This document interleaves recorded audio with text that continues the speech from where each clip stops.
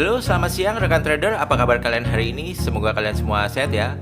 Kembali lagi di YouTube channel Vintage Markets Indonesia di segmen mapping dan analisis pasar Bitcoin BTC USD untuk satu minggu ke depan. Hari ini adalah hari Senin tanggal 3 Februari tahun 2025. Untuk informasi ya teman-teman, Vintage Markets adalah salah satu broker forex dan gold terbaik yang sudah berpengalaman selama belasan tahun di bisnis ini dan juga sudah mengantongi regulasi top tier dari FCA di Inggris dan ASIC di Australia. Jadi teman-teman bisa merasa aman dan nyaman untuk trading di broker ini ya. Kemudian buat teman-teman yang mungkin mau coba trading di broker ini baik di akun demo ataupun di akun real, bisa mendaftar lewat link yang ada di kolom deskripsi dari video ini. Untuk informasi selanjutnya, kita juga sudah membuat segmen baru di YouTube ini, yaitu konten mengenai strategi trading yang tujuannya adalah agar teman-teman bisa menjadi trader yang konsisten profit di bisnis ini. Dan di segmen ini nanti kita juga sama-sama bisa belajar bareng ya. Jadi agar teman-teman tidak ketinggalan update informasi terbaru, jangan lupa untuk subscribe dulu channel ini dan nyalakan lonceng notifikasinya ya.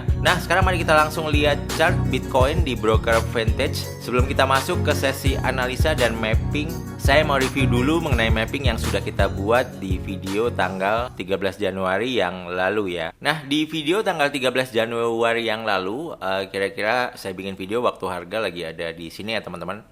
Saya bilang untuk arah Bitcoin kecenderungan arahnya mulai turun, tapi opsi buy masih bisa menjadi pilihan yang menarik ya di demand area yang hijau ini ya teman-teman. Atau kalau misalnya dia turun lagi ke demand area yang bawahnya ini ya. Dan ternyata benar aja ya, Bitcoin di tanggal 13 Januari dia sempat turun ke demand area yang ini. Tapi harga tidak mampu bergerak turun lebih jauh lagi dan dia malah mantul di level lower dari demand area ini ya teman-teman, di sekitaran 90.700-an ya. Dia bergerak naik ya sampai di level tertinggi di kisaran 109.700. Nah, semoga teman-teman yang nonton videonya ya di tanggal 13 Januari itu sudah mulai menghasilkan profit ya untuk buy-nya ya. Dan ternyata juga supply area-nya juga masih bekerja dengan baik ya. Ini harga mantul di upper supply area 97.200.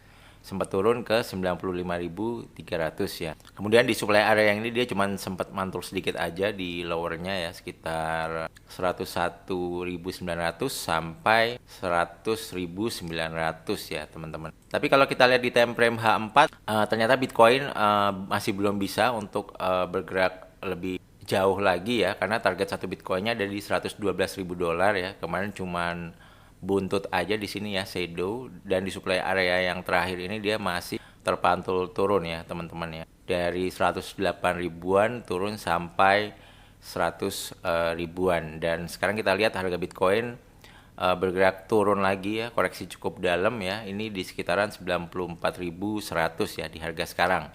Nah, bagaimana dengan mapping dan analisa Bitcoin untuk satu minggu ke depan? Ini saya gambar dulu ya teman-teman untuk mapnya. Nah, ini teman-teman ya, saya udah gambar mapping area supply and demand-nya ya, teman-teman ya. Jadi, teman-teman bisa lihat di sini untuk demand area yang di sini dia belum di breakout ya. 1 2 3 4 5 1 2 3 4 5. Jadi dia dites terus, belum breakout, dan ini yang ke-6 ya, teman-teman. Jadi ini masih belum bisa breakout demand area ini. Jadi demand area ini menurut saya bisa jadi kunci atau key level ya, yang dapat menahan harga Bitcoin untuk kalau dia mau turun lebih lanjut lagi ya. Jadi buat teman-teman yang mau cari buy Bitcoin ya, sebaiknya memang tadi pas harga turun ke demand area ini ya, demand area ini. Dan di sini juga ada trendline naik ya teman-teman. Atau mungkin nanti ketika ada kesempatan, ketika Bitcoin tes ke demand area ini, teman-teman bisa mencoba entry buy ya teman-teman. Untuk stop loss mungkin bisa kita gunakan untuk demand area yang kedua ya.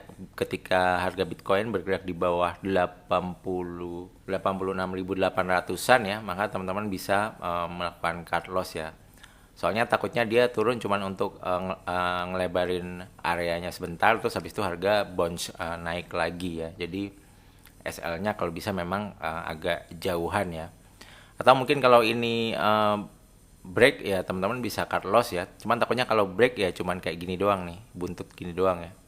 Break tapi false break ya. Ini di time frame H4 ya. False break terus dia body candle-nya tetap ada di atas dari lower demand area ini ya. Sebenarnya kalau kita pandang juga dari time frame H4, kalau kita pandang dari titik harga tertinggi ini arah Bitcoin ini sudah mulai struktur marketnya mengarah turun ya teman-teman ya. Jadi tentunya kalau seperti ini opsi sell juga masih bisa menjadi pilihan yang menarik di supply areanya ya. Karena kalau kita lihat secara fakta di time frame H4 ini arahnya sudah mulai turun, dan di time frame daily ini kalau kita lihat juga struktur marketnya dia sudah mulai turun. Kalau kita lihat dari titik high ini ya, ini high, nah kemudian ini low, ini high yang lebih rendah daripada high sebelumnya, dan low yang terakhir akhirnya di break juga, sehingga dia membentuk struktur market downtrend atau turun. Maka kalau sudah terbentuk seperti ini di H4 daily ini kita bisa mencari opsi sell. Cuman memang kalau kita lihat di time frame weekly ini struktur marketnya belum mengarah turun. Jadi based on weekly kita tetap masih bisa buy di demand area dan demand areanya. Cuman memang secara gelombang di bawah weekly ini arahnya mulai turun ya.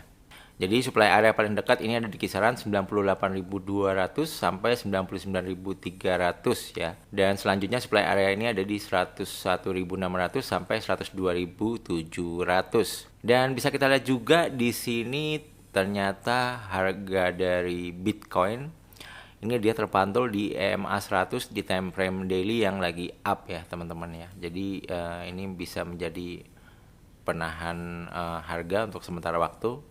Ada indikator dan ada demand area. Memang kombinasi yang bagus ya area ini kalau memang ada beberapa support yang menahannya. Nah kalau kita lihat juga dari indikator EMA 100 dan 200 yang di time frame 4 ini arahnya mau turun ya. EMA 100-nya mulai turun dan ini kemungkinan bisa terjadi cross down. Jadi kalau ini cross down berarti harus hati-hati ya teman-teman, karena arah Bitcoin bisa bergerak turun lagi ya. Cuman ini kan belum cross ya indikatornya ya, jadi masih mau cross. Kemudian kalau kita lihat di time frame H1 ini udah mulai cross indikatornya sejak waktu harga di atas ini ya, dia sudah mulai cross. Nah bisa kita lihat ketika harga mulai cross down ya dari EMA 100 dan EMA 200-nya. Ketika indikator mulai cross ya, EMA 100 dan EMA 200-nya cross down, maka kecenderungan arahnya mulai turun di situ ya teman-teman. Nah ini arahnya turun di 30 menit. Bisa kita lihat juga arahnya turun ya indikatornya. 15 menit juga masih turun, di 5 menit masih turun. Jadi misalnya kita mau cari entry buy, kita juga bisa melihat crossing indikator ini. Kalau nanti harga mulai bermain di atas EMA 100 dan EMA 200-nya ya di time frame 5 menit, dan apalagi ini sudah cross up, maka ini bisa jadi pertanda bahwa di gelombang kecilnya arahnya sudah mulai naik. Maka itu juga bisa menjadi timing yang tepat untuk kita mulai mencari entry buy lebih dini ya teman-teman. Cuman untuk secara jangka panjang kalau Bitcoin mau naik lagi, ini minimal ya di time frame H1 ya atau 1 jam, ini harga bisa bermain di atas EMA 100 dan 200-nya lagi ya, itu harapan kita. Tapi mungkin itu butuh waktu yang lama. Dan saya pikir sambil menunggu itu mungkin harga Bitcoin bisa sideways di kisaran demand area dan supply area ini ya, sampai nanti indikator EMA-nya ini mulai mendekat ke harga dan harga bisa mulai bermain di atas kedua indikator tersebut ya teman-teman. Dan mungkin buat info tambahan, kalau kita melihat fundamental akhir-akhir ini ya, data ekonomi Amerika kurang begitu baik ya, mulai dari GDP kemarin rilis juga hasilnya nggak bagus. Kemudian pending home sales juga nggak bagus ya, datanya menurun. Dan di minggu ini ada data yang krusial ya, non-farm payroll ya, itu juga diprediksi data tenaga kerjanya menurun ya.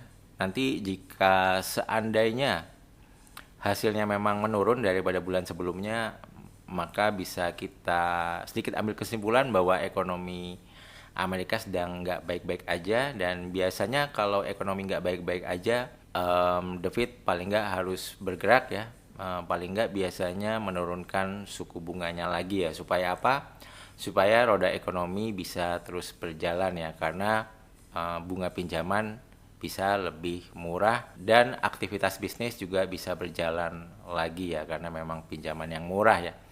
Karena sekarang tingkat suku bunganya menurut saya juga masih tinggi di 4%, mungkin banyak orang daripada melakukan bisnis mendingan dia simpan uang aja ya di bank ya, karena bunganya masih lumayan 4%-an ya. Padahal sebelumnya the Fed biasanya bunganya nggak pernah naik atau turun dan tetap berada di kisaran 0,25 sampai 0,5% ya.